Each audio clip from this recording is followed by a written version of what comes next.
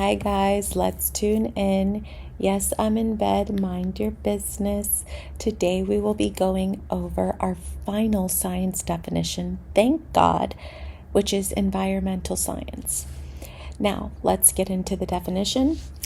The natural resources used to generate power. What are these natural resources?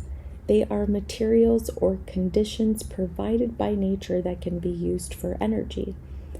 And what are they specifically? Sunlight, wind, water, fossil fuels, including coal, oil, and natural gas. Now, what is our natural resource? Our thoughts, our emotions, and behavior. These are our resources that can generate power, that can create something. So, we'll get into it more. Natural resources used to generate power. Used. We want to be using these resources correctly to generate power. Now, use, with the way we can think about it, is collecting or converting these natural resources, the transfer of energy, right, from natural resource from the earth into powering electricity. We have the same ability within ourselves from our own natural resources. We can think of used as applied or converted for a purpose. I think it's so important that we understand what our purpose is. And I do believe we find this through our healing, but we don't just have these resources to be sitting here on TikTok in bed all day. It's almost 1 a.m. for me, okay? We don't just have these resources to do nothing with them. When we're just storing them and we're bored, anything that comes across our lives or asks for our attention, we are willing to give it away. Not just willing, but sometimes expelling too much of it because we have nothing to do with it, because it's not directed. How we direct or manage these thoughts, emotions, and behaviors is going to determine the power we can generate. So let's continue. Natural resources used to generate power. Generate is electricity or heat, but we've also thought about this before in the transformation stage, right? We want to be able to turn our thoughts into something more by having enough of a single thought, by directing the thought, by directing our emotions and behaviors. We transform into something. We develop qualities and skills and characteristics that allow us to have power, that allow us to have an action, a result from all of that effort.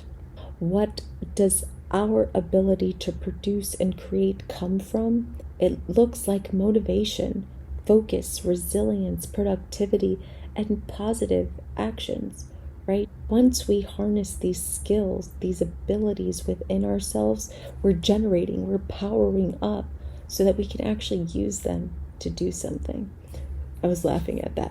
Power up. Okay. Is that like Power Rangers? I don't know.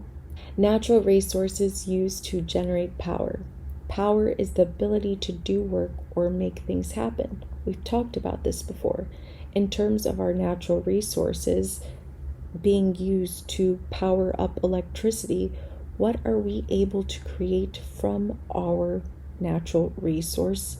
We are able to learn and make decisions, solve problems, to take actions, to change the world. Again, not to just sit here on top of these resources, giving our power to something else that is asking for our attention. No, you direct that attention and you say where it is going and you create something with that.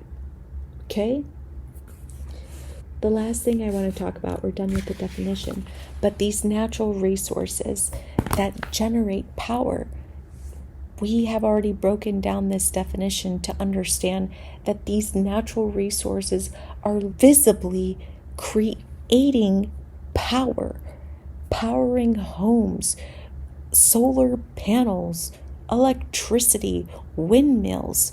They're converting that energy into something usable. And throughout my own healing journey, my time with nature has been crucial for gaining energy. Sure, I can explain some of the science behind this, but I want you guys to understand that a lot of the information I'm bringing to you, I experienced it. And I'm just trying to put language to it for you guys, because somebody is going to enter their healing through their thoughts, through their emotions, another through their behavior, another might be hooked onto energy, right? Somebody might be into biology and environmental science. I don't care how you start the healing, but also people need proof that things work instead of just watching your life transform because of the action you put in every single day. So what I want to share with you is ways in which I spend time with the earth, with the elements, because if it can power a home, it can power me, it can power you. So what are our 4 elements? We have earth, wind, water, and fire. We also have space, but that's a different story. Let's work with water first. Spending time at the beach, your shower, washing your hands. There's tons of manifestation videos about manifesting in the shower, I guess. People that work with salt water, people that speak into their water because water remembers. I don't care how deep you want to go with this and at what angle. Even if you just sit by the water, it's going to do something for you. Me in particular, I literally take the salt water from the earth and I put it on my body. I swear, I'm getting younger just by getting the minerals from the water, the exfoliation from the sand that is in the water. Gargling salt water also cleanses the body. Water is my favorite element. Scorpio, whatever. Let's move on to fire next. Working with candles, working with a fire pit, not to mention the sun, a star, heat. Again, whichever way you want to do this, it doesn't matter. And of course, we get these elements naturally, but intentionally spending time with nature is what I'm talking about. Next is air. Air is one of those tricky ones, in my opinion, because you can't see it, right? We're all obsessed with what we can see. Spending time doing breath work, that is air, right? Spending time near the beach, sailing, right? Wind, waves. I feel like I feel the wind more at the beach for some reason. Not to mention on my scooter, the air blasting in my face. I just feel it, and I try to be very present with the wind. And thank God we don't just want to thank the air when it's hot as hell outside and it's like, oh, I can get a moment of fresh air. We want to say thank you, Earth, for everything that you do to power everything around us and give us solid ground to walk on, to live on, to feed our plants, what's fueling our bodies. Last but not least, we have earth. I've just now adopted more of earth into my routine and I love it. In particular, it's been walking barefoot, and you can choose your texture of choice, which part of nature you want to walk on. I'm much more of a sand person. I love sand. I don't know what it is.